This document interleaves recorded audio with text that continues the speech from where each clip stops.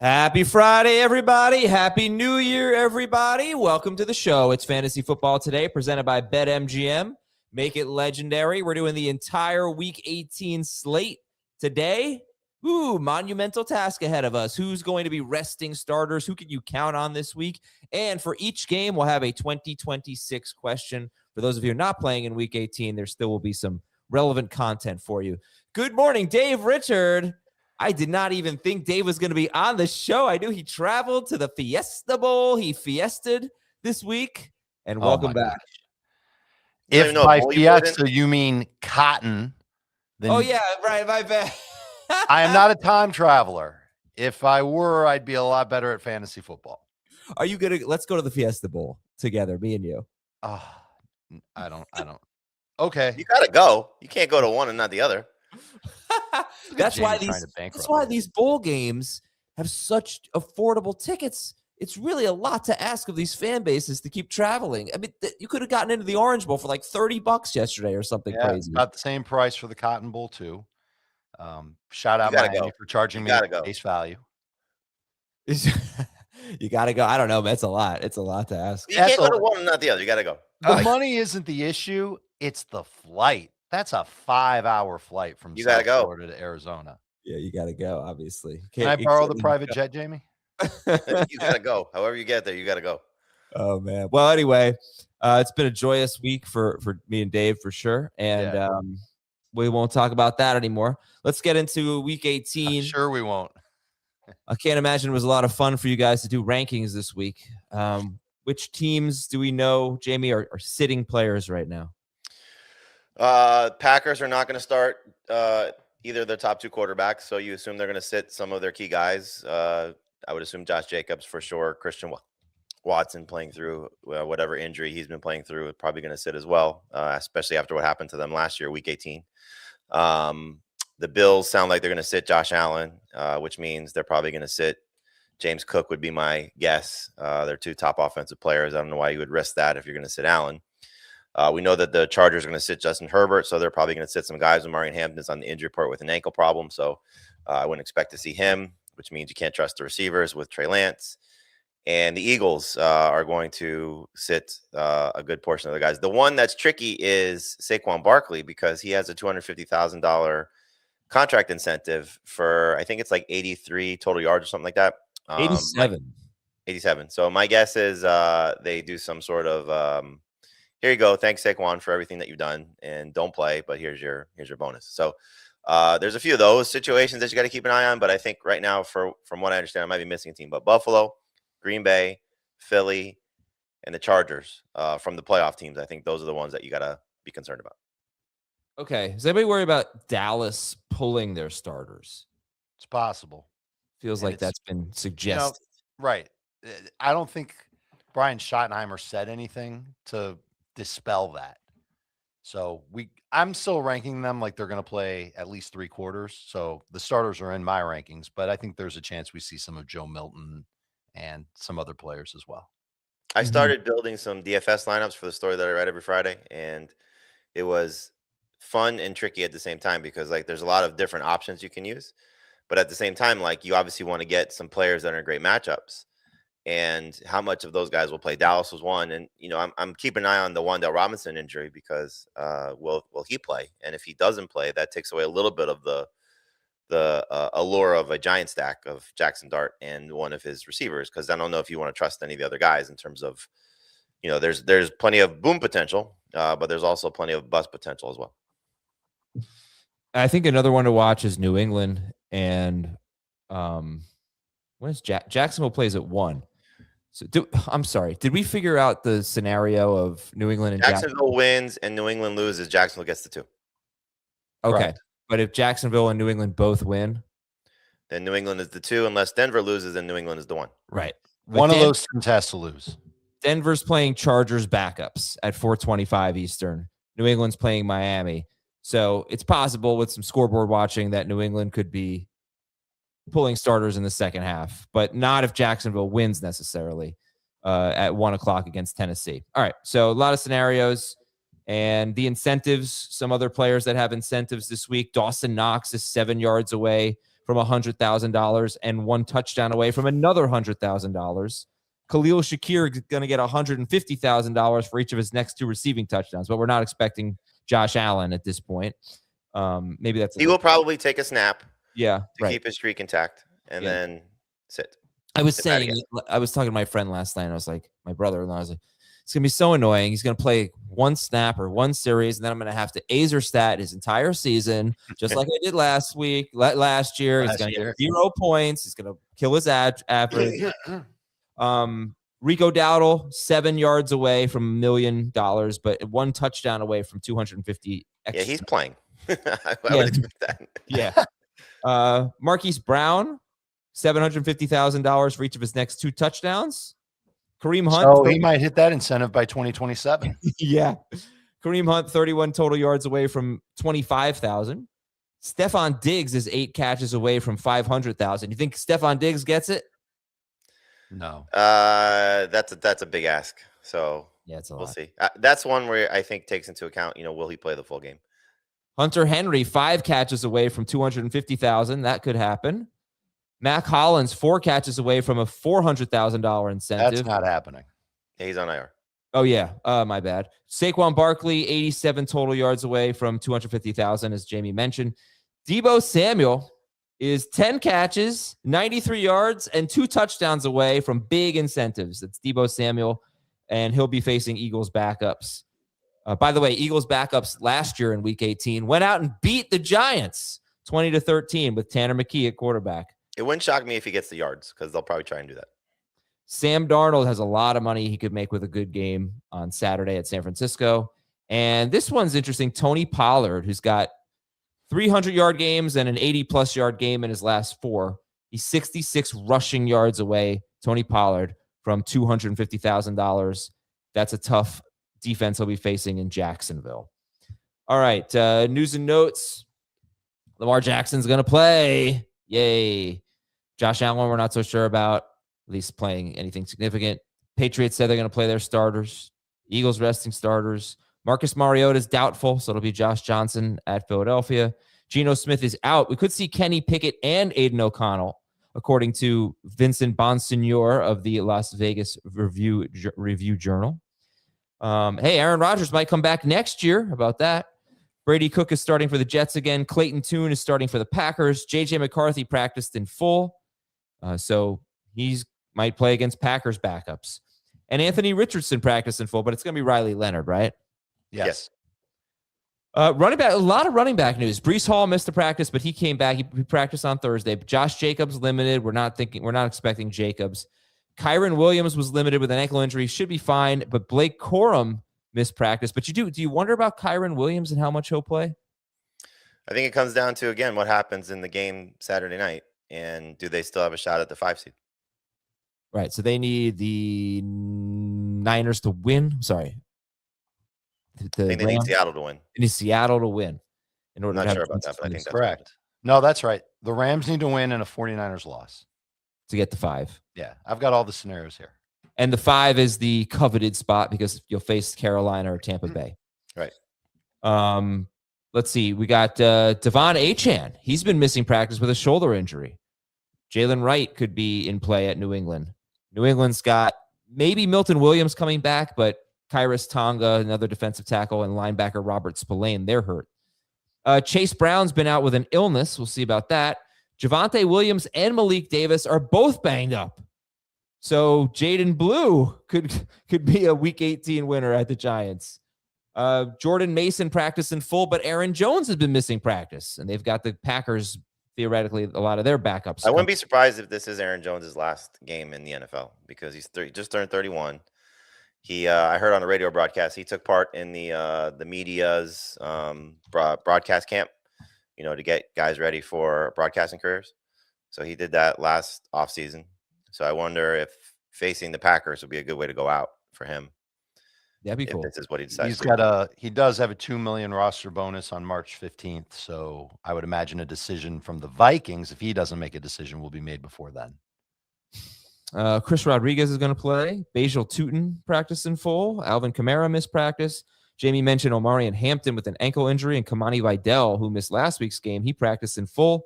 So Vidal with, Trey Lance at quarterback will be facing Denver, who needs a win.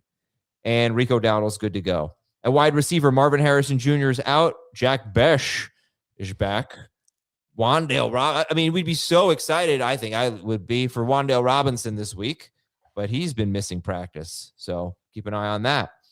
And we were excited about Tyler Shuck, but Chris Olave, thankfully, he's going to be fine. But Chris Olave has a blood clot in his lungs, should fully recover in the next month, but he will be out. And Mason Tipton missed practice. Are there any Saints wide receivers to look at Atlanta?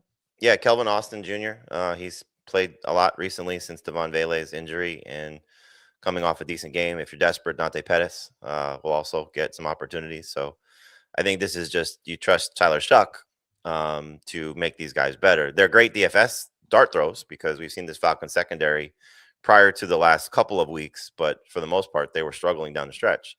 So with the way Shuck is playing, if you think there's going to be a lot of opportunities, then these guys will get targets and hopefully deliver. But obviously, Juwan Johnson is the one you want to look at and just say he's safe at his position. I don't know how great he'll be now that he'll get some additional coverage, but he's certainly going to get opportunities. Yeah, and Shuck is no longer really an attractive option for Dave and Jamie. They have him 19th and 20th. Devontae Adams not expected to play. Kayshon Boutte and Demario Douglas could play this week. Pat Bryant looks like he's good to go for Denver. Romo Dunze probably not going to play, but Luther Burden probably will play, Dave. Is that fair to say? Fair to say. All right. Rashid Shaheed is going to play for Seattle at San Francisco on Saturday, and Amon-Ra St. Brown. That's one I'm keeping an eye on anyway. They've been eliminated. He's been playing hurt, and he was limited in practice, St. Brown. At least he got in the limited session there. Sounds like he's going to play. Yeah. Tight end, no Njoku or Fannin at practice for Cleveland. Dalton Kincaid limited. Theo Johnson still missing practice with an illness that kept him out of last week's game. TJ Hawkinson missing practice. How about Sam Laporta? His back injury could sideline him until training camp or later. That's tough. Keep an eye on Chigo Okonkwo. He's got a touchdown in 2 straight games. I think he has 7 or more targets in 3 straight games. And Gunnar Helm missed practice. So that could lead to more targets for Okonkwo. Darren Waller missed practice. Greg Dulcich would be the guy there. George Kittle expects to play. You guys rank Kittle? Yep. Must start. Cool. Big surprise. And Jake Ferguson was limited with the calf injury that he left last week's game with. On the offensive line, the 2 big ones for Saturday, Charles Cross, Seattle's left tackle, is out, and Trent Williams, San Francisco's left tackle, is questionable. And the defensive injuries to know, Seattle safety Kobe Bryant is doubtful. Detroit defensive tackle Ali McNeil missed practice. He got hurt last week. Their run defense was much worse without him. So that's for Chicago. Their running backs against Detroit. Tampa Bay is going to be without linebacker Anthony Nelson and cornerback Jamel Dean. I mentioned the Patriots defensive line update, and the Packers claimed Trayvon Diggs off waivers. They're a little beat up at cornerback, so they need the help. Listen, if you're playing for a championship in week 18, it is vital to stay on top of the inactives. You should be doing this every week anyway, but there are going to be so many players that are either surprise inactives or you're thinking maybe they'll be inactive and then they are. This is the week where this happens. You've got to stay on top of it. Inactives typically come out 90 minutes before kickoff if a player isn't ruled out in advance anyway. So stay on top of all these injuries so you know what's up with your lineups in week 18. And stay on top of BetMGM. Bring that playoff energy to your pro football bets all season long. This pro football boost pack from BetMGM gives you 3 ways to boost your payout on a winning bet. Just log into your BetMGM account to receive your boost pack and then place any pro football bet and apply one of the tokens. Make sure to bet up. What's that? I'm sorry. I just cleared my throat. Oh, okay. Well, listen, man. I'm trying to talk about BetMGM here. Make sure to bet up to the minimum stake, odds, and legs specified on the token. If your boosted bet hits, you'll score a bigger payout. From opening kickoffs to game-winning drives, this Pro Football Boost Pack is your ticket to unforgettable moments this season. Don't wait on the sidelines. Join the action with BetMGM. And by the way, if you're just signing up for the first time, use the bonus code FANTASY for that $1,500 offer. Fantasy is the bonus code there. Something really cracked me up in the chat. I hope that you guys will have a show on Sunday morning. LOL. Yeah, no, we will not have a show on Sunday morning. And unfortunately, we will not have a mailbag. This is our last show of the week. We will have shows Monday, Wednesday, and Thursday for the next 5 months, basically, beginning next week. And we will take a break. And when we come back, we're going to help someone win $4,500. We'll be right back. This is European soccer's biggest stage. Written in the stars. What a difference she has made. The question is, can you handle it? Can you handle it?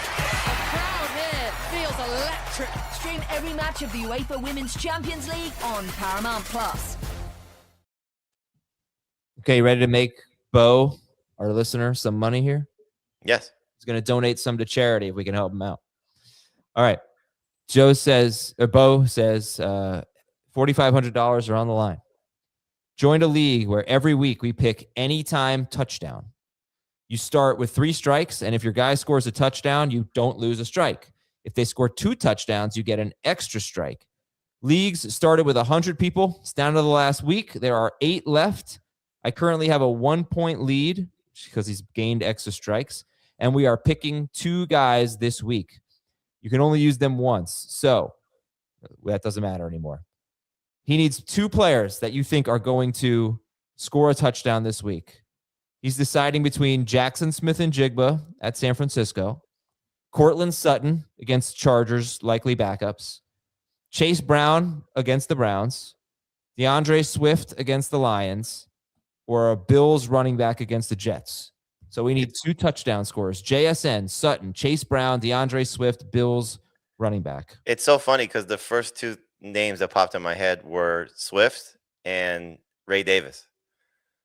Now, I didn't know what the stipulations were, but those are the first 2 names that I thought of when you started to say this. So when you got to the end there, I was like, oh, interesting.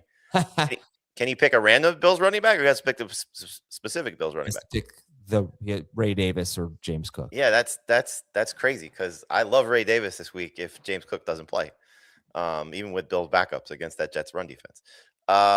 Swift would be one for me. I'm a little nervous about Chase Brown. You mentioned you're going through the teams. Chase Brown's on the injury report. I love him this week, obviously, if he plays, but I don't know if he has any incentive to play at this point, with what he's accomplished and how he looks. And so will the Bengals be a little bit cautious with him. But I think if he does play, he's going to have an awesome matchup against the Browns team that clearly doesn't have any incentive to play for neither the Bengals, but Chase Brown's just been amazing. The receivers are great, but you know how receivers go. I mean, Cortland Sutton had 2 touchdown opportunities last week and dropped them both. That's why he bounces back this week. I would go. He has pick 2. Yeah, Swift is 1 for me. Really? So, okay. I mean, the Bears running backs score touchdowns almost every week. Just you don't know. Right. It's risky, but again, you are talking about him against his former team. How do you do against the Eagles when he played them? He also scored against the Lions in week 2.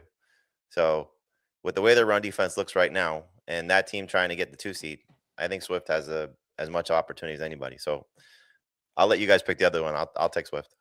Sutton was the first name that came to my mind, so I'm glad that he can use him. This is Bo Nix against Chargers backups. That means a backup pass rush, backup secondary. We saw the Broncos last year in a game that they needed against backups, and Bo Nix went berserk. And it doesn't sound like you can use – I guess you could use quarterbacks, but then they have to run for the touchdown. They can't throw for it. And even if they could, I don't know if he's used Bo Nix anyway. But if you can't use Nix for a passing touchdown, I would use Cortland Sutton. And I don't hate JSN one bit because that 49ers pass rush is bad to begin with. Their secondary isn't great, and I think Seattle's going to throw plenty. So I don't mind JSN as a second name.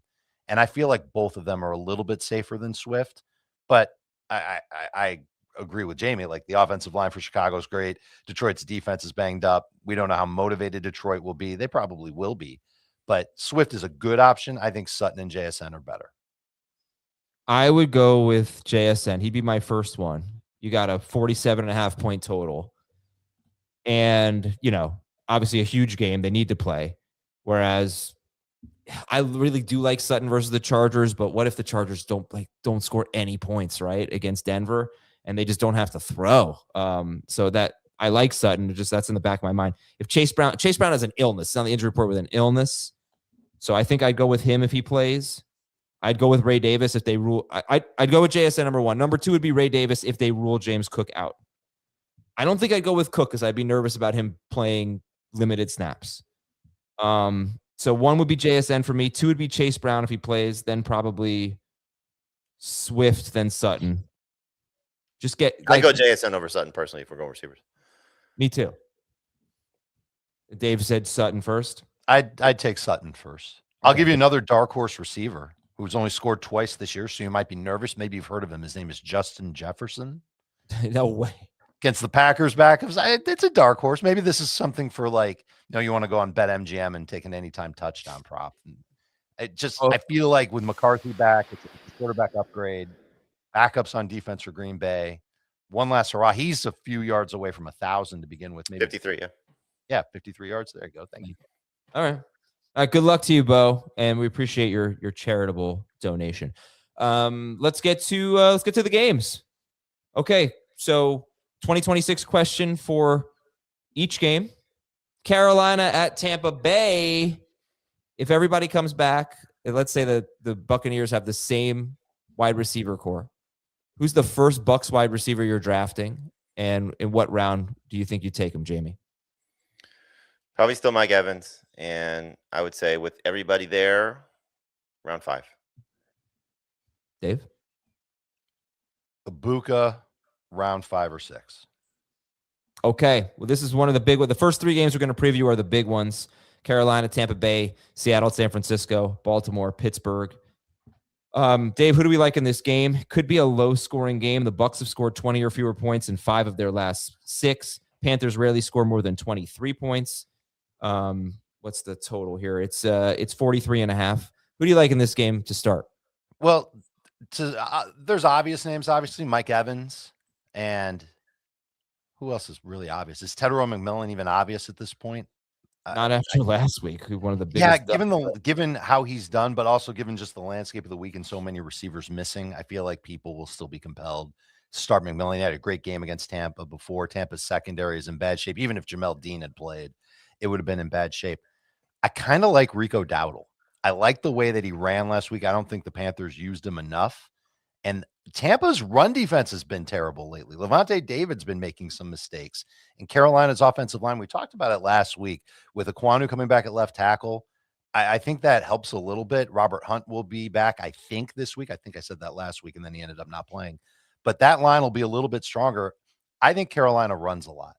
And I think Rico Dowdle can end up finishing the year strong. And I don't know if he's got incentives still. You might have mentioned that at the earlier part of the show. He does. Yeah, he's going to get. Is he? He's like 7 yards away from $1 million, but if he scores a touchdown, so he's going to get that. He's a touchdown away from $250K. Okay, so ultimately he can help his team make the playoffs. They don't have to worry about anything that happens in the other NFC South game. I kind of like Dowdle. So low end number 2 running back for him. I'm nervous about Bucky. There isn't a quarterback I really like in the game. Godwin is in that flex territory in full PPR. Jalen McMillan's interesting too. I like the way that he played last week. How do you feel about Bucky? I don't love him. Low end number 2 running back at best. So who's so your favorite running back is Dowdle. Jamie, how about you? Dowdle is my favorite running back in the game for sure. Dowdle is my favorite running back, but I think Bryce Young also has a decent game here. I mean, the track record against the Bucs has been fantastic. 8 straight games with a quarterback at 19 fantasy points or more, including Bryce Young, who had 21 in the first matchup. So I don't know if Tampa can stop anything that the Carolina Panthers want to do. It's a matter of what the Carolina Panthers want to do. And so I'm hopeful. Dave just mentioned 3 of the top 4 receivers for Tampa Bay. So the question is, can Baker Mayfield play well here? And this is one of those scenarios where I'm sure Dave will agree. Like, the receivers can get their numbers, but the quarterback doesn't necessarily have a great game. And that's kind of been the MO for Baker for the second half of the season since the shoulder injury. And so two of the top 4 receivers will probably be terrible. One will probably be close to great, and one will be decent. And I think, for me, I don't know where Dave has this, but Evans destroys this team. His history against Carolina is absolutely amazing. I said it the first matchup.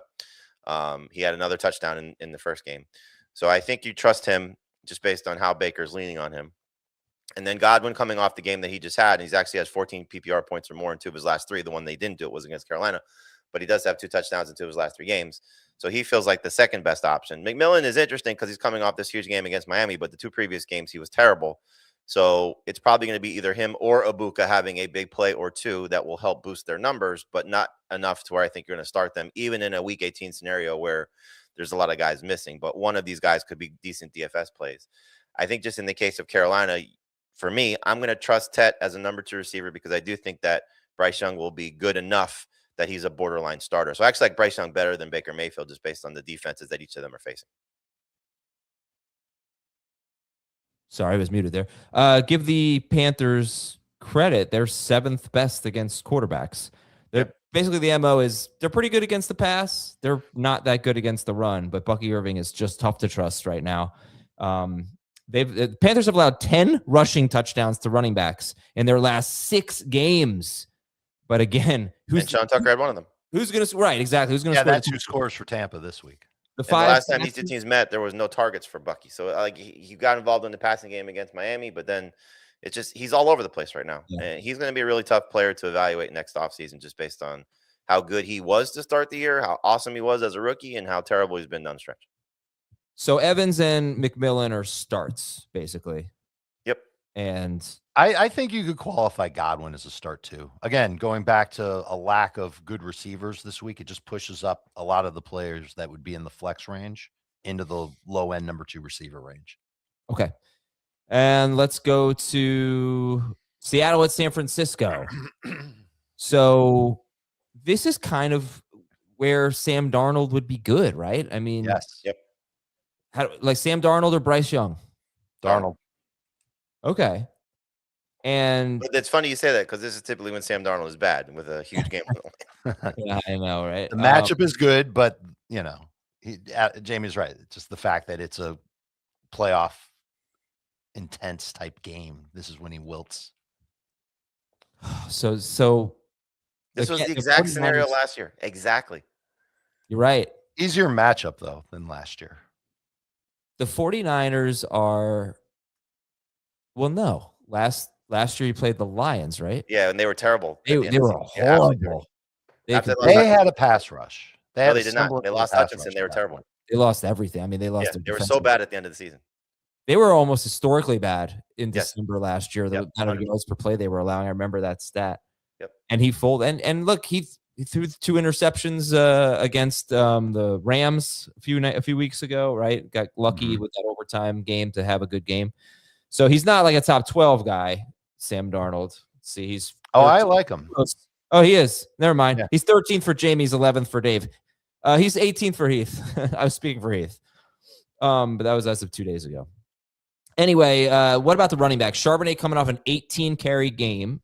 He had the last 5 carries and 7 of the last 8 carries for Seattle. So he basically ran out the clock. Jamie, is he the Seattle running back you prefer at this point?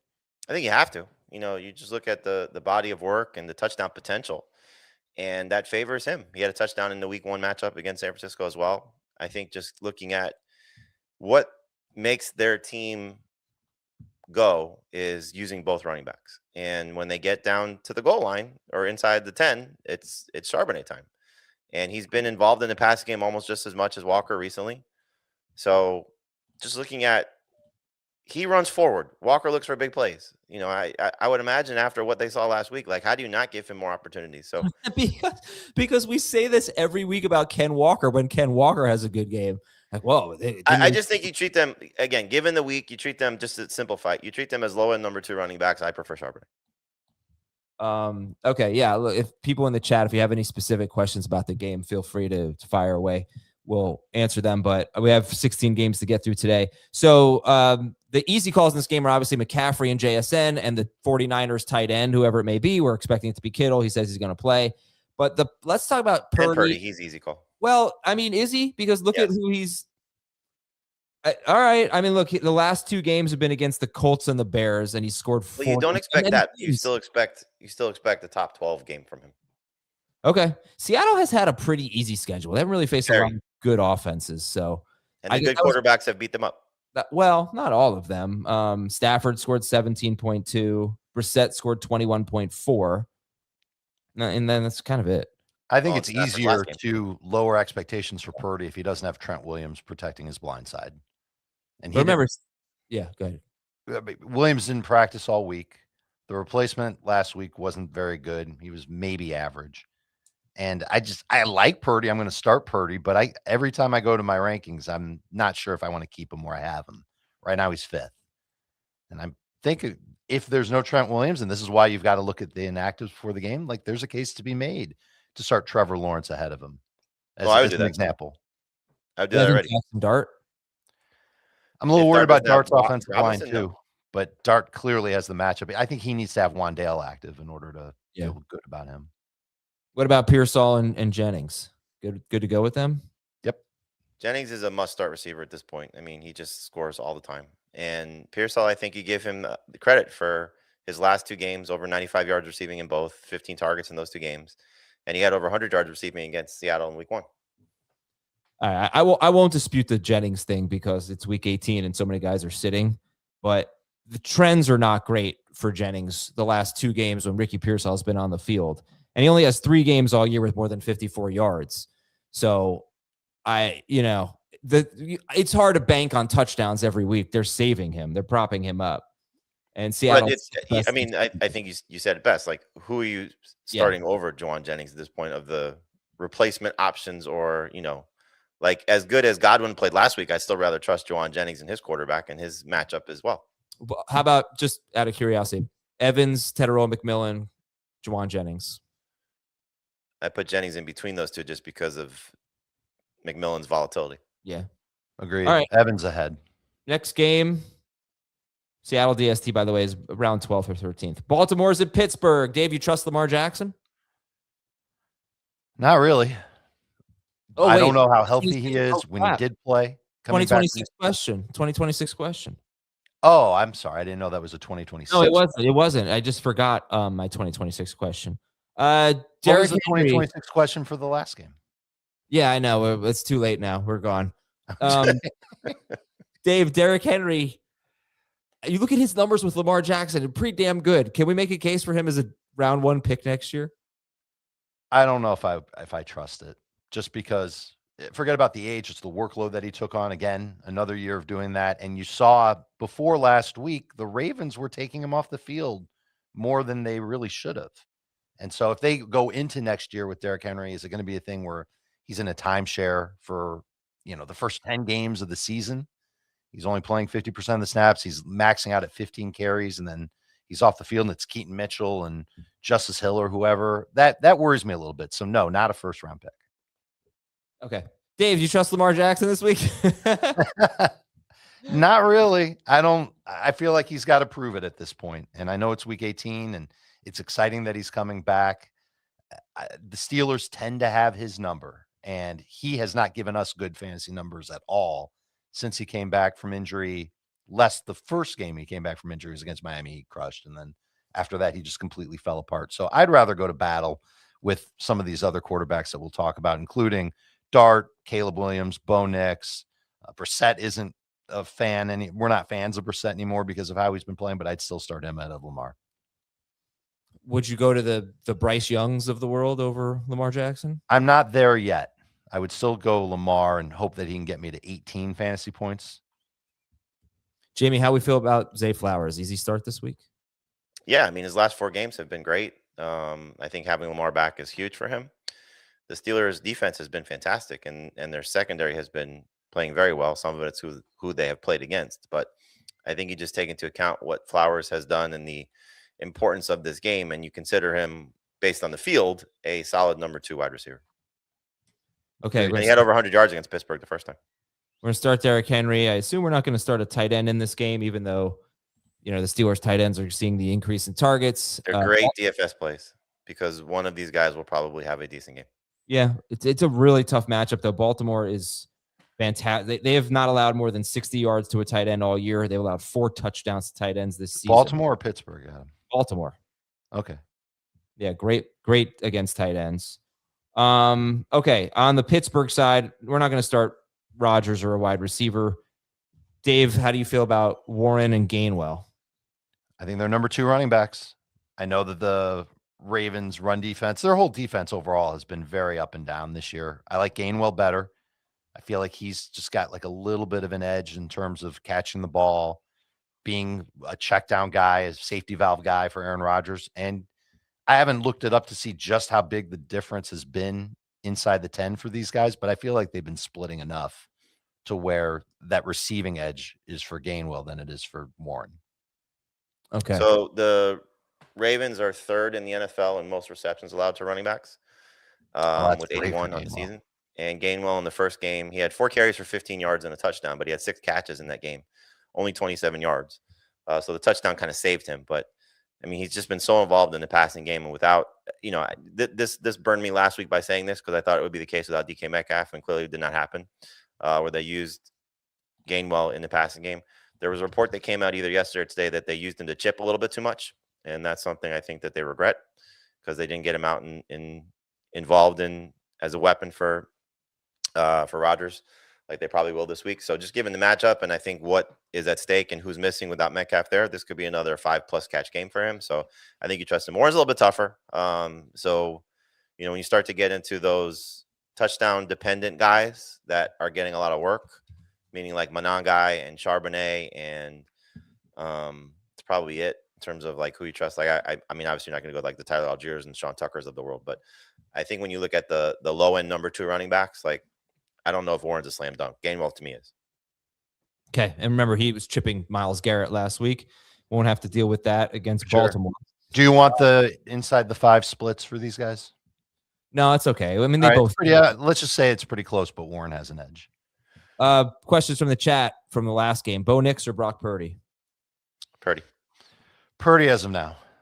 Zach Charbonnet or Audric Estime? Charbonnet. Okay. And we're going to take a break. Ravens DST, by the way, is 10th, about 10th for Jamie. And for Dave, Ravens are 11th. Okay. So we'll take a break and we'll go through the other games a lot quicker. And we'll start with Dallas at the Giants when we come back on Fantasy Football Today.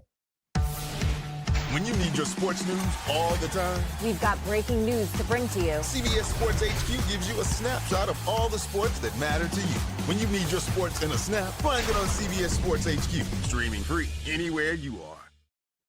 You excited for the Giants head coaching candidates? No, not at all. Jackson Dart or Dak Prescott in 2026?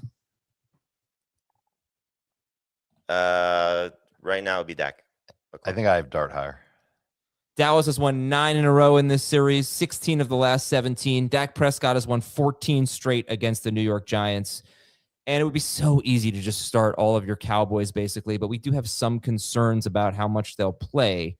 So, Dave, how did you go about approaching that? Plus, we don't even know who their starting running back is going to be. But give me your thoughts on the Cowboys. I think it almost helps them that we don't know who their starting running back is going to be because it'll just make it easier to call plays for Dak Prescott, who currently leads the NFL in passing yardage at 4,482 yards. He might not be the leader by the time he takes the field. That might be true because, who's playing ahead of that? Stafford. Oh no, Stafford plays. No, Stafford plays after him. I thought maybe you were referencing. I keep on thinking that Stafford's tied into the Saturday game because will he play or will he not play? Yeah.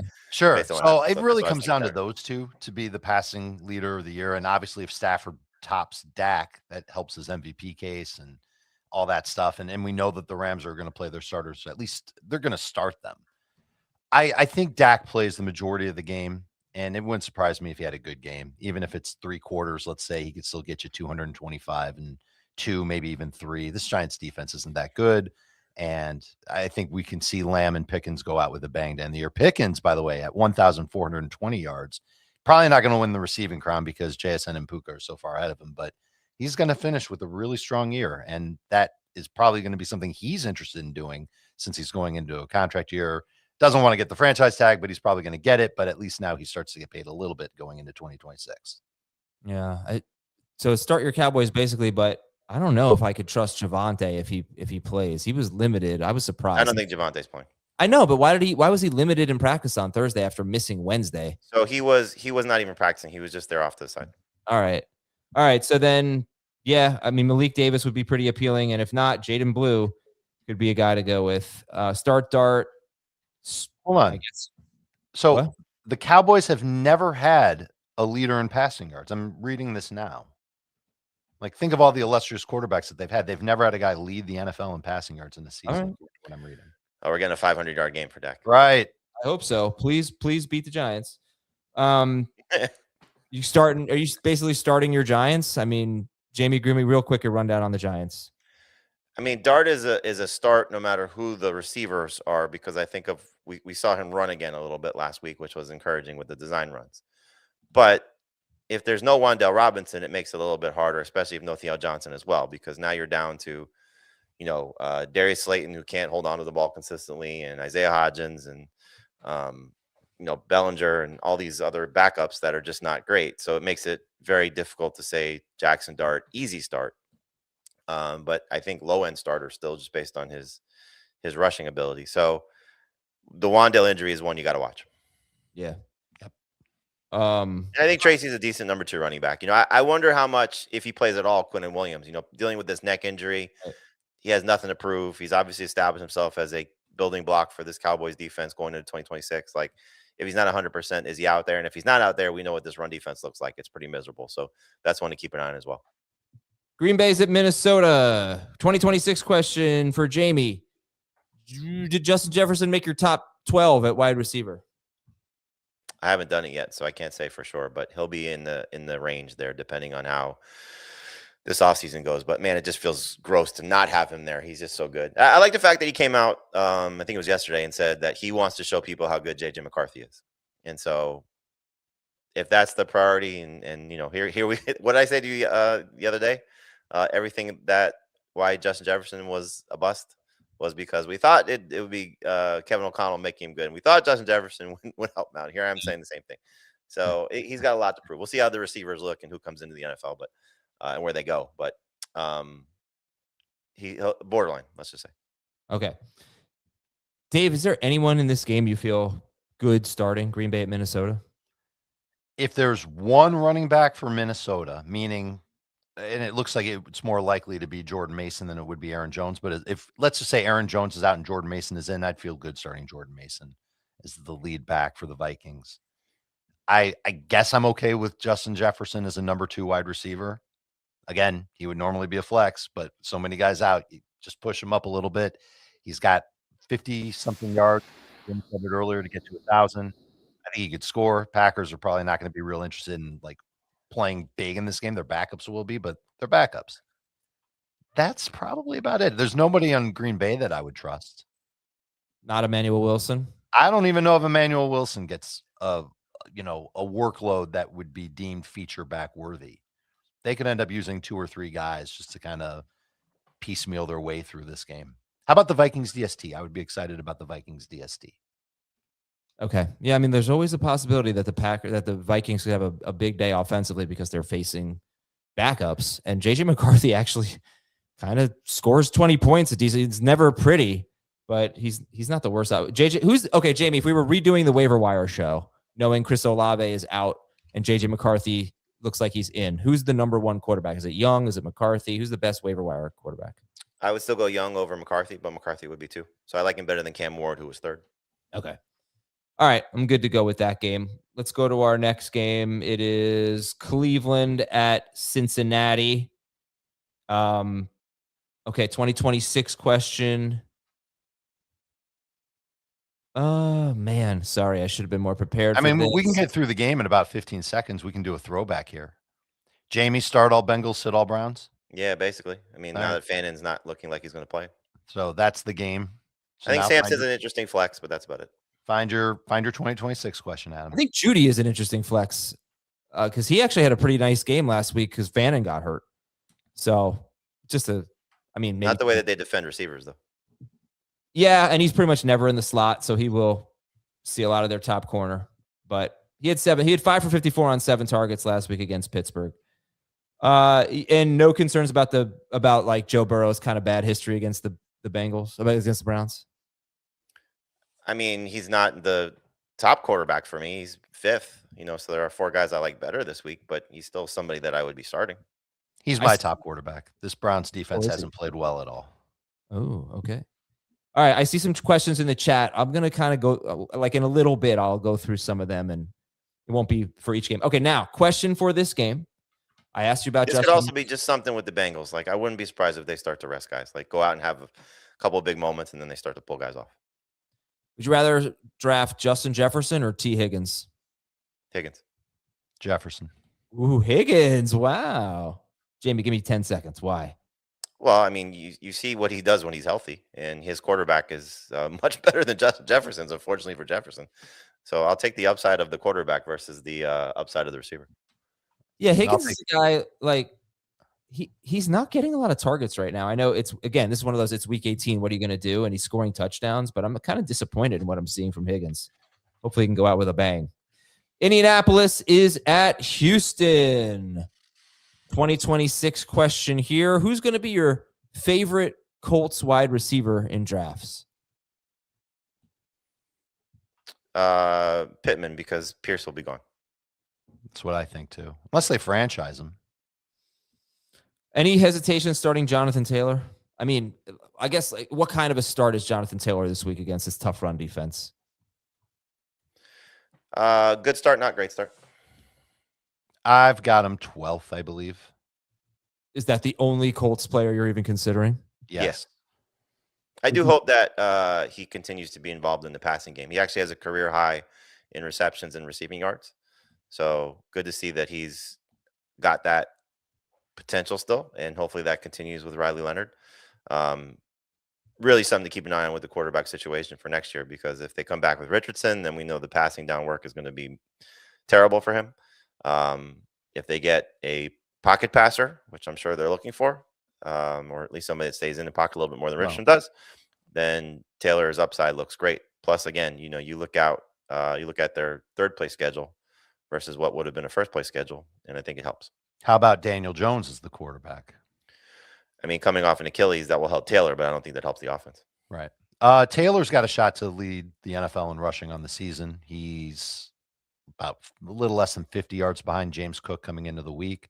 If Cook ends up resting, Taylor can lead the league in rushing for the year, unless Derrick Henry goes berserk Sunday night. Or unless that's something they want James Cook to do. Yeah, that's true. Would you start CJ Stroud or JJ McCarthy? Stroud. CJ Stroud or Bryce Young? They're close for me, but Stroud. Agreed. Woody Marks had 19 carries last week. Obviously, against the bad run defense, he didn't do that much with them. Yeah, sounds like a Woody Marks game. Jawar Jordan had 8 carries for 36 yards. Who are we starting for the Texans, Dave? You're starting Nico Collins. You're starting Dalton Schultz. If you're really in a pinch at quarterback, you're starting CJ Stroud. You're definitely starting the Texans DST. I suppose if you're really, really in a pinch at wide receiver, Jaden Higgins could come into play. And that's really about it. Let me see where I have Woody Marks, because I'm not a big fan. I like him if you're going to take the over on his rush attempts or something like that, but he's more of a flex than anything else. Seattle running backs or Woody Marks? Seattle running backs. Ja'Cory Krosky-Merritt ahead of him. Tyrone Tracy ahead of him. Wow. So you have Ja'Cory Krosky-Merritt ahead of Chris Rodriguez? Yes. Okay. All right. That's it. Finish with that game. Saints are at the Falcons. This is a big game because if the Bucs beat Carolina on Saturday, they need the Saints to beat the Falcons. So if the Falcons win, then Carolina wins the division regardless of whether or not they lost the day before. So it's a huge game here, and no Chris Olave. It's going to be tough. Tyler Shuck was someone we really liked, but not so much anymore. Jamie, how about Audric Estime? Dominated snaps, 14 carries last week, and had the one cat, had a touchdown at 10. It was in a tough matchup. He came through. Now he'll try to do it again against a team that's been pretty good against running backs lately. How do you feel about Estime? He's a flex. Had a nice 30-yard touchdown run late in the game against the Titans to boost his numbers and get him into the end zone. He's going to need to score. Now, they have used him a little bit in the passing game since Devin Neal's injury, but we're talking about like a 3 for 14 type of game, not anything I think you could be thrilled about for him. But clearly without Olave there, someone's going to have to step up. I do think that, and I saw one report that Taysom Hill now comes back into play for them because of the receiving core being what it is. But I really think if you're just looking at it, the only starter for the Saints that's easy is Juwan Johnson. 10.3 PPR points, I think it was, 10.1 against the Falcons the first time. They've actually been really good against tight ends. But I think you just rely on what his targets have been. The last 2 weeks have been fantastic for him without Devon Vele on the field. So just given his now expanded role in terms of what the target potential could be without Olave on the field, I think you buy into it. But really, it's a lot of dart throws. It's, Taysom's a dart throw. I think Estime's really a gamble. I do think Kevin Austin, and Dante Pettis are worth a look in DFS. They're so cheap and they're going to get targets. So Austin's my preferred choice. But we'll see how this, goes for them. We're talking about some milestones. Tyler Shuck still is right now the betting front runner for Rookie of the Year. So if he goes out and has a good game without Olave on the field, I think it solidifies the award for him. If he stinks, and let's say Jackson Dart or one of the receivers have a big game, or RJ Harvey has a big game, Shuck could lose the award. But right now, he's the favorite. Dave, talking about Atlanta here, Bijan is an easy start. Is Kyle Pitts an easy start? Yep, because of the position more than anything else. I feel like last week he would have been okay if Bijan just didn't crush the Rams. If the game script was a little bit different, the Rams were better offensively, we would have seen more targets for both him and Drake London. But Pitts is a start. London, I'm nervous about. Certainly Kirk Cousins isn't somebody that I'm rushing to start. It's really just Bijan and Pitts. Okay. Saints are actually great against tight ends. I agree with you starting Pitts, but they're just fantastic. And they did a great job on him too in the first matchup. That was the first start that Cousins had after Penix's injury. But you can't sit Kyle Pitts this point.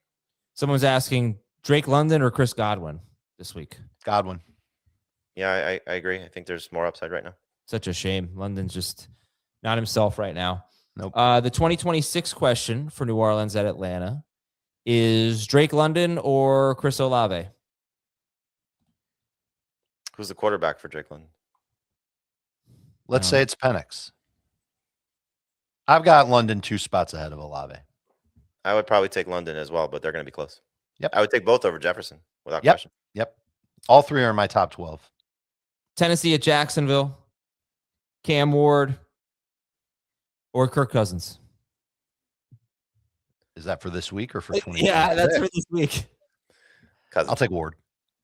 All right, 2026 question here would be, who's your top Jaguars wide receiver, and when are you drafting them? I don't know. Brian Thomas is on the team. Yeah. What? Really? A lot of variables there. I'm going to say Jacoby as of now. But if Parker Washington keeps coming on strong, and I like him this week. Oh, wait. You're forgetting about Travis Hunter. Well, but he's coming back from a major knee injury. I forgot about him until just now, so I figured you guys also did. No, I get it. I think right now it's Myers, but it's going to fluctuate. Washington finishes the year strong. Travis Hunter recovers fully, participates in training camp, and is going to play receiver full time. Then, we're probably going to pivot to Hunter. Let's not kid ourselves. I wouldn't be surprised if their top 3 receivers, if they keep Thomas, and Thomas is 4th, because Washington's going to be their slot guy. Myers and Hunter might be their top 2 outside guys. And if we're liking all those receivers, then goodness gracious, Trevor Lawrence is going to be a top 8 quarterback, maybe higher. So, yeah, you say that, but then you got to do your rankings and see if you really could put him 8, because it's kind of hard. But it's really hard for this game. This is a good fantasy game. These are 2 teams that are going to be going for it. And, Lawrence is playing great. He's an easy start.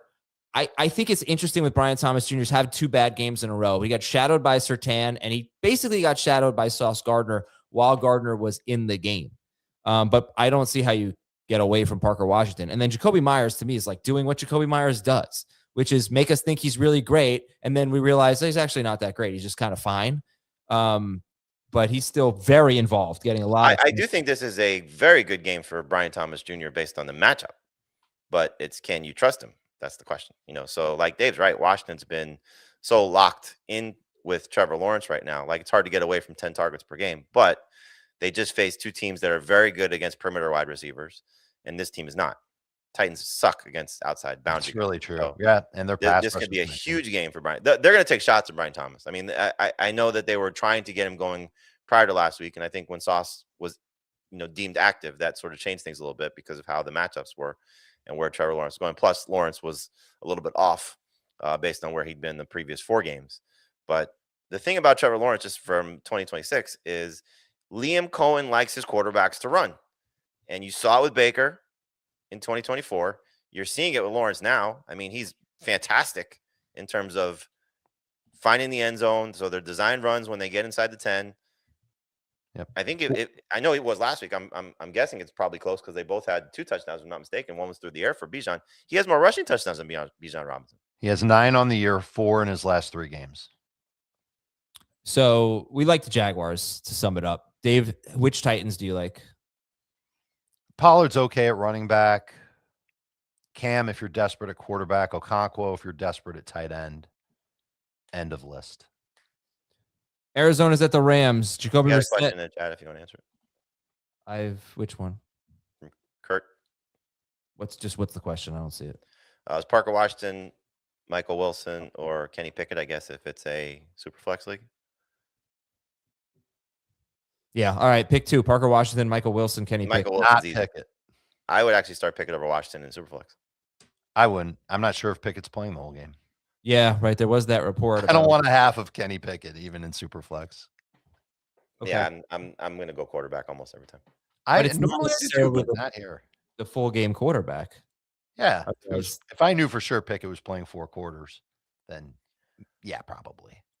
All right. Again, I've got a bunch of questions starred. We'll get to them kind of later in the show. Arizona's at the Rams. Jacoby Brissett. I mean, this is another game where we're going to be starting a lot of guys. Yep. Michael Carter, not necessarily, but no Marvin Harrison Jr. I think we know what that means for Michael Wilson. Top 5 wide receiver. Yeah. And Brissett, maybe the magic's running out a little bit, but Not this week. Not this week? Okay. No, still a starter. Do we think he's a starter, but, Purdy over him, I assume. Yeah. Start. Who else? Not if Dart doesn't have Wandale. I'd go Brissett. Okay. How about Lamar Jackson or Brissett? They're close. Brissett. I'd go Brissett. You guys have Stafford in your top 3. Dave, what do you think about, are you nervous about that? No, I think the Rams are going to be able to do whatever they want here. This Cardinals defense is depleted. It's not very good. They can't rush the I quarterback. meant, are you nervous about them playing? Check back the Sunday whole morning game? because that might change. Right. If Sunday morning, if they end up saying, "Oh, we're going to sit our guys because of what happened on Saturday," Well, they're not going to say that. no, a report could come out. They won't say that, but a report could come out saying that they're changing their tune. But Sean McVay, at least like in heat of the moment after their game on Monday, was adamant that his guys were going to play and that they needed the playing time. Now, does that mean that it's going to be 4 quarters of Matthew Stafford? I would bet against that. But 3 quarters of Matthew Stafford against this defense could still be monstrous. So I'm good with starting the Rams players. 2026 question. Marvin Harrison Jr. or Devontae Adams? Who's the quarterback for the Cardinals? I don't Good know. question. So I think I saw two reports, if I'm not mistaken, that one suggested if they get rid of Gannon but keep the GM, then Kyler could. I might be getting this wrong. Then Kyler could still be the quarterback. Could be the other way around. But there is a scenario I think in play where maybe it's they get rid of everybody and they keep Kyler. I don't know, but I saw something that either Kyler could be back or Jacoby could be back. If it's Jacoby or someone like him, I'll take Marvin. Okay. By the way, in this game, Colby Parkinson, did he crack your top 12? He did. Okay, he's 8th. Full PPR, I've got him 8th. Yeah, the only way that he would not be in the top 12 for me is if Devontae plays, which doesn't seem likely. Doesn't seem like it, yeah. Rams DST is also one you could look at. Detroit is at Chicago. Just one thing to keep an eye on here is if you are looking for a desperation play, I wonder if Jarquez Hunter gets an opportunity late in the game here. I bet it would be Ronnie Rivers. Could be. Yeah. Okay. 2026 question for Detroit at Chicago. How about Romo Dunze or Luther Burden? Burden. I think for now it's Burden. Okay. This is an interesting game here. I mean, I think for Chicago, it's kind of like all systems go in terms of, Caleb's my start of the week. Yeah, I think Caleb, right. He should be great. And Detroit's defense is pretty bad. I think not having a Liam McNeil, which I assume they won't have, is a big deal for their run defense. They're not playing for anything. The Bears are. But Detroit, cold weather game. Somebody asked, is there any bad weather? Not really. Doesn't seem like weather's going to be super impactful, but this is not usually the spot for Jared Goff. I'll point out last year he was on fire and it didn't matter where he played, and he was on fire before last week this year. But yeah, I don't know. Like, Jamie, do you think the Lions offense shows up in this game? I think for as much as they want to play, there's a chance for these guys to do well.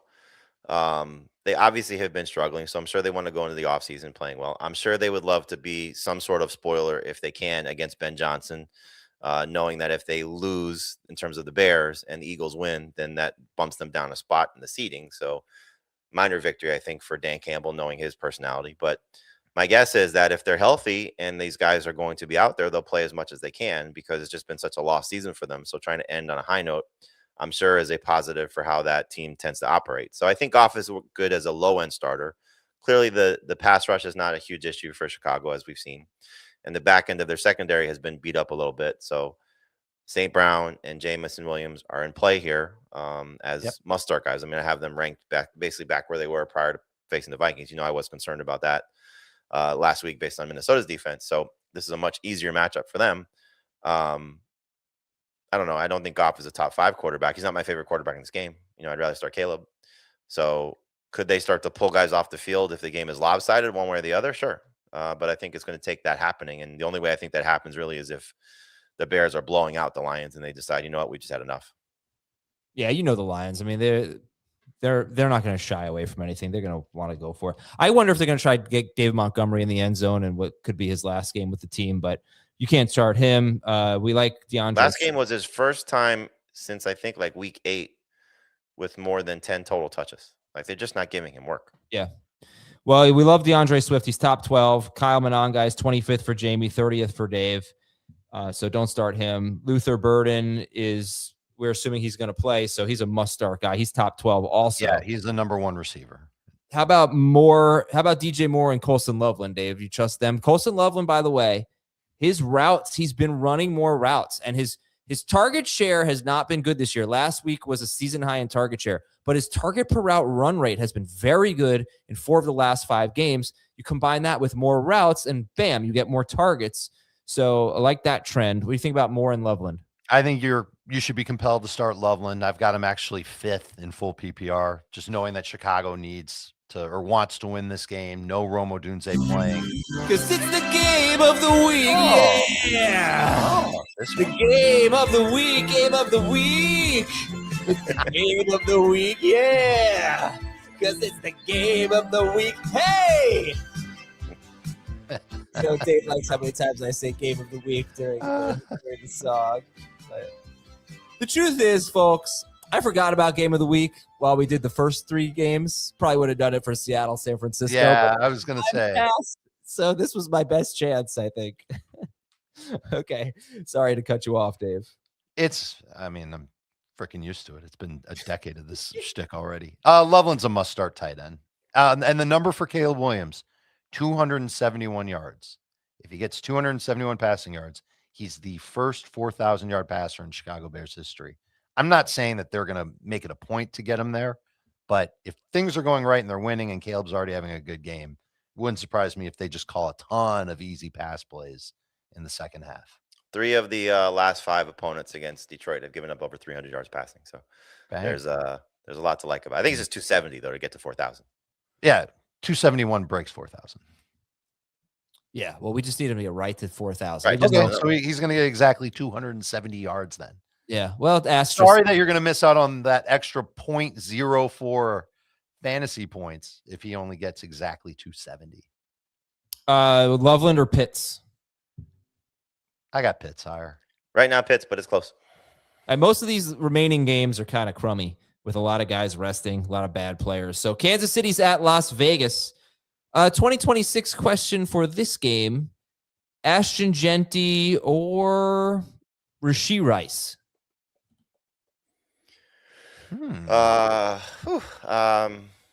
Man, Rice has got such high upside. I think if Mahomes is ready to go by week 1, I might go Rice. I've got Rice higher, but they're both round 2 picks. You want to start anyone in this game? Kansas City at Vegas? Genty's not bad. I wonder how much Genty will play. just because of them trying. Like this is another week of a tank off for them because the Chiefs are trying to lose too, to make their draft pick. Can they move up? Who?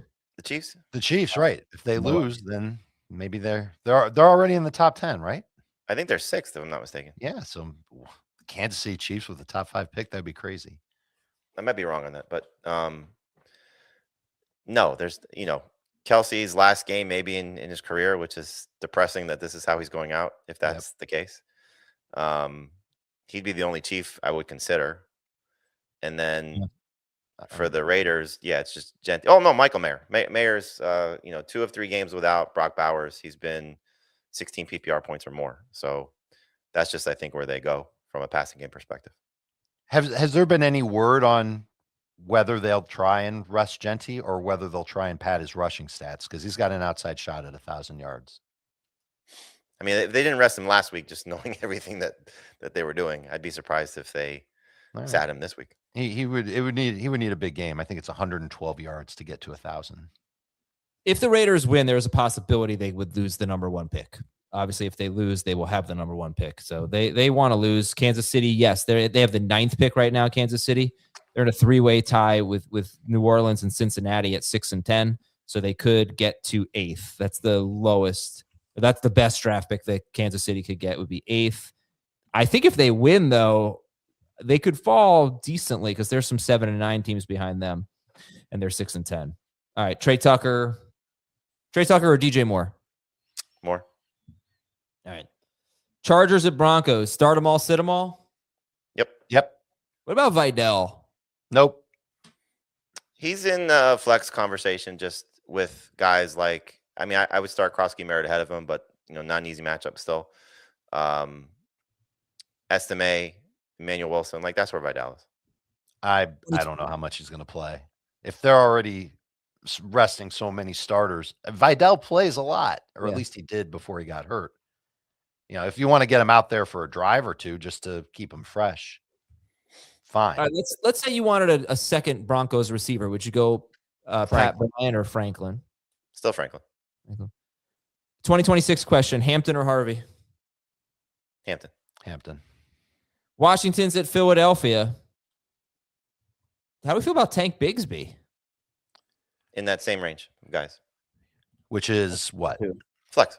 Yeah. I wish I knew for sure that he would be the one that plays all game long. I mean, if this game if there were stakes in this game and Barkley were out, then I think absolutely Tank Bigsby would be ranked much higher. So you just think maybe that like Vidal, that they might just not use him because I'm a little more encouraged about Bigsby than I would be Vidal because the only thing with I mean, again, remember there's only 53 guys on a roster, so they can't sit everybody. And right now, Haskins in the concussion protocol. Hampton may not play with the ankle injury. So it's probably going to be Vidal and Jared Patterson. How much they use Patterson clearly can be the case, just run him into the ground. But again, it's not like these guys could just keep putting people on the roster, so. Tanner McKee, by the way, scored 23 fantasy points last year in Week 18 against the Giants.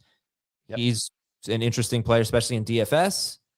And would you say Jahan Dotson would be like a sleeper?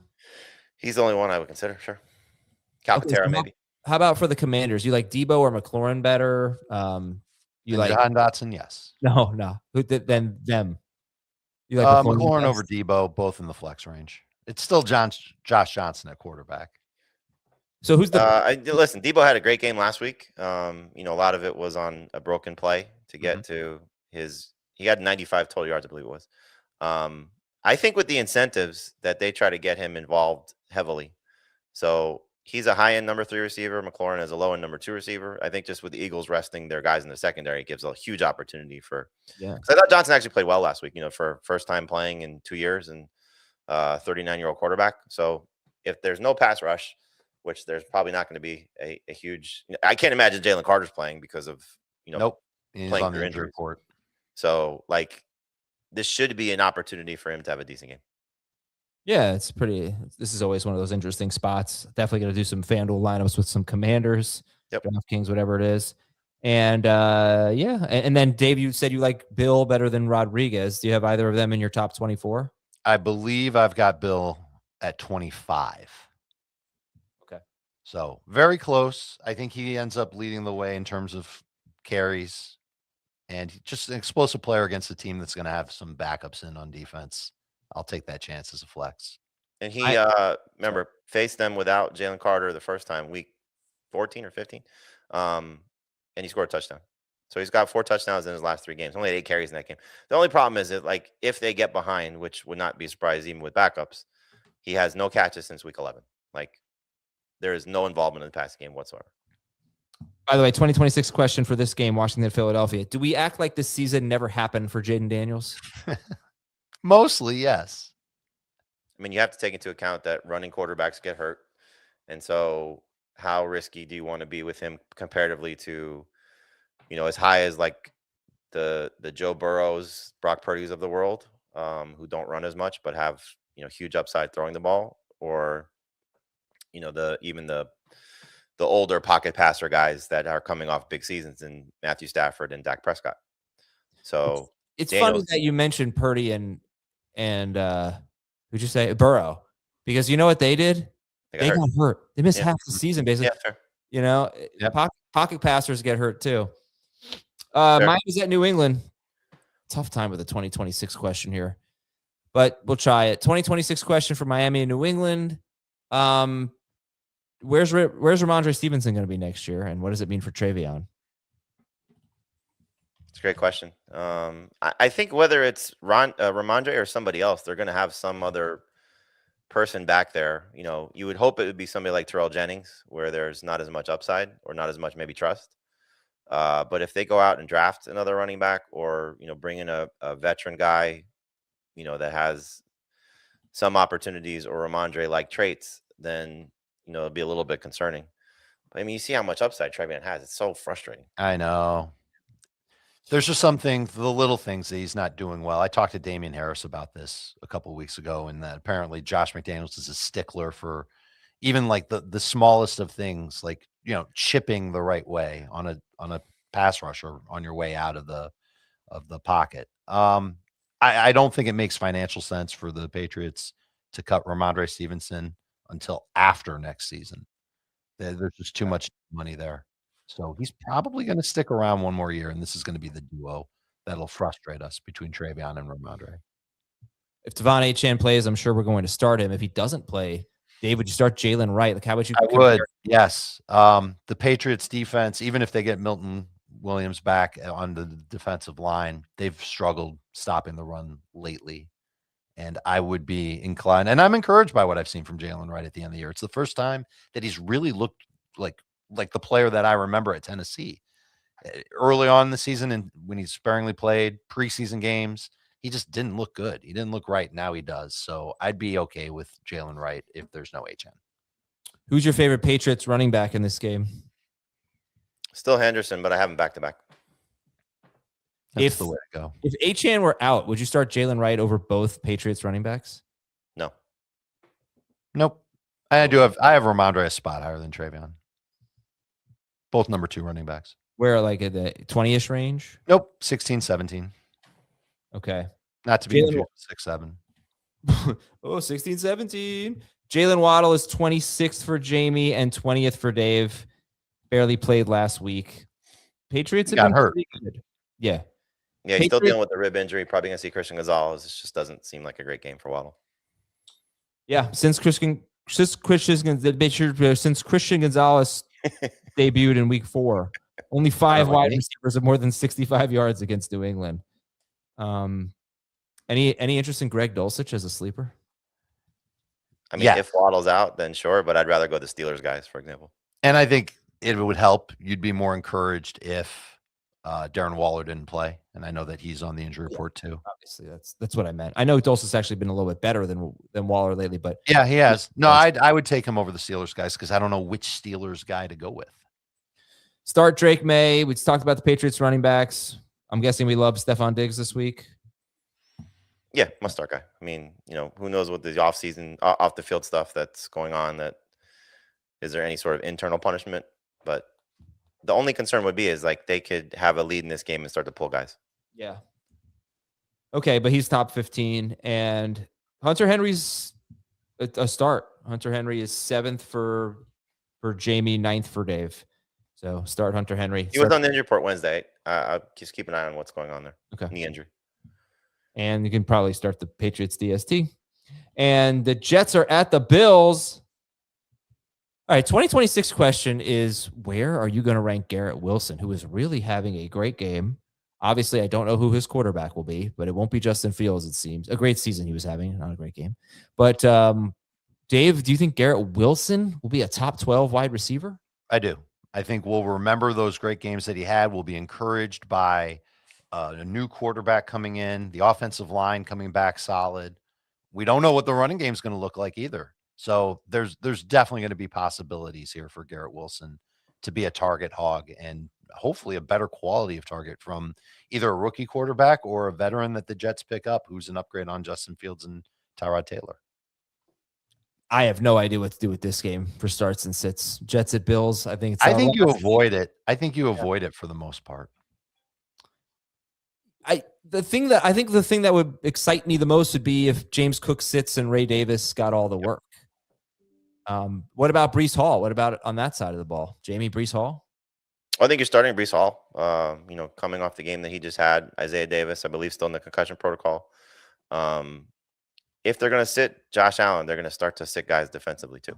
And so for a run defense that's been awful, the only question would be is, does Breece Hall want to go out there and put a good game on display for free agency? Or does he just feel like, okay, I don't want to get hurt going to free agency? So I'm sure that conversation has been had in some capacity. But look, he came through in a garbage time situation last week against a run defense that had been struggling, and can easily do that again in a game that, may be filled with backups. So just keep an eye on the Buffalo situation. But I think Breece Hall's, again, given the week, a borderline number 2 running back this week. Okay. All right, cool. That's it for that. Let's read some questions from the chat. Bucky Irving or Tyrone Tracy Jr.? Tracy for me. Dak Prescott or Drake May? Right now, May. Agreed. Do you guys really think Emmanuel Wilson is a good start? I would think the Packers would want to save him. No, I don't think so. He's a flex. Jerry Jeudy or Chris Godwin? Godwin. Agreed. Any bad weather games this week? So looking at Kevin Roth on Roto Grinders, the 2 Saturday games he has in yellow because there could be some rain, a little bit of wind in the San Francisco game, but rain in Tampa Bay, rain in San Francisco. But yellow is not anything to avoid. Miami at New England, he has temperatures in the mid-20s, otherwise fine. Jets at Bills, temperature in the mid-20s, light winds, could see some snow, but not impactful levels. And Pittsburgh hosting Baltimore, temperature in the 20s, otherwise fine. So cold weather, I don't really like cold weather. Oh, man, it has been freaking miserable up here. Just disgusting. Every day snow and crap, and gosh, I hate it. Ugh. But I don't think I'm going to go to the Giants game. It's just been like, I don't want to sit outside in this garbage. How much are the tickets? Dirt They'll cheap. pay you to go. Yeah. I don't even, I'll take a look at the latest prices. But it's ugly, but You can go watch history. they're starting at $35. They should be cheaper than that. Why don't you just go for like an hour and leave? Drive an hour to sit for an hour, and then Well, if you're having fun, then you stay. But take Andrew to a game and have fun. yeah, I don't know. Get frostbite. Yeah, I took out the garbage yesterday. I almost got frostbite. So was a lot of garbage. How do you feel about the Bengals DST this week against Cleveland? Low end starter. Yeah, not bad. They've been playing much better lately. Estime or Charbonnet or Dylan Sampson? Charbonnet. Charbonnet over Estime over Samsonet. Yeah, give me Samson over Estime in PPR. Caleb Williams or Jackson Dart? Caleb. I think I have Dart higher. Jacoby Brissett, Jackson Dart, or Lamar Jackson? Right now it's Dart. If Wandale is out, I'll take Brissett. I threw a dart to suggest Jackson Dart.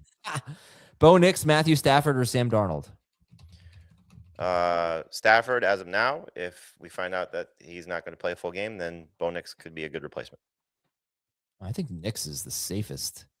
Just He's definitely safer, but I mean, again, They I don't both might know play that he's- 3 quarters. I don't know that Bo Nix is playing against backups. I think I know Justin Herbert's not playing, but we don't know like we Derwin don't know James. who they're going to sit on defense. But Right. again, if they're starting to pull guys back, like They're why right. would they keep their I think right. It's I a think domino effect.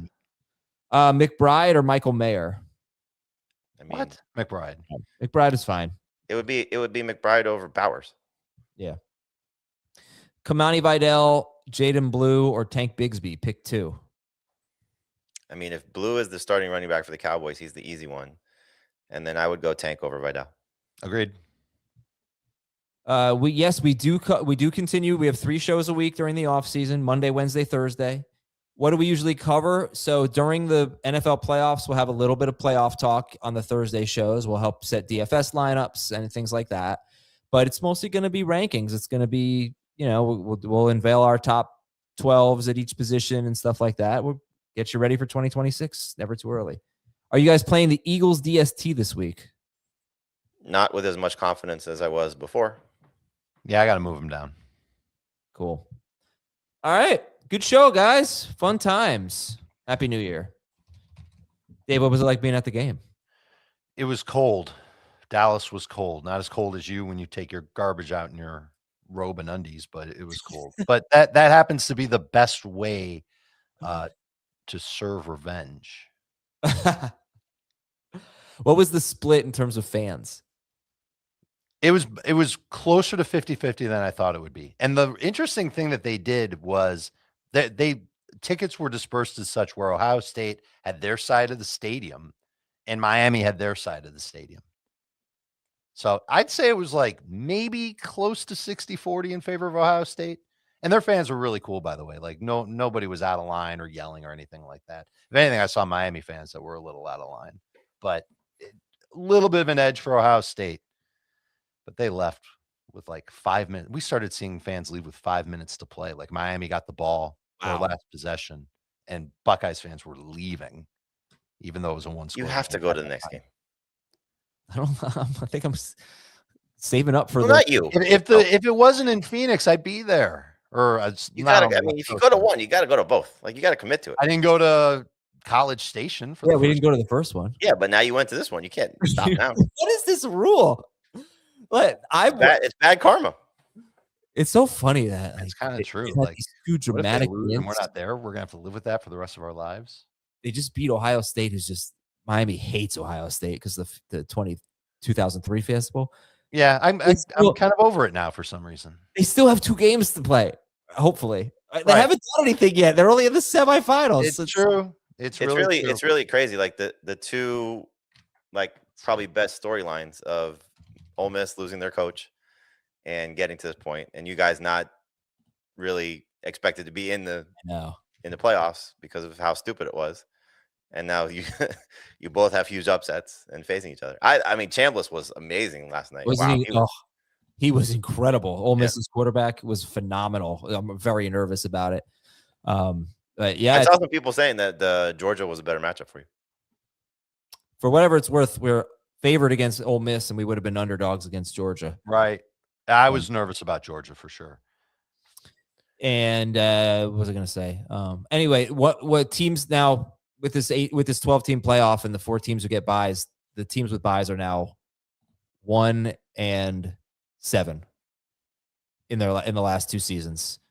Indiana is the only top 4 seed that won their first game. Kind of crazy that they're off for almost 4 weeks. It's just so long. Yeah, it's not right.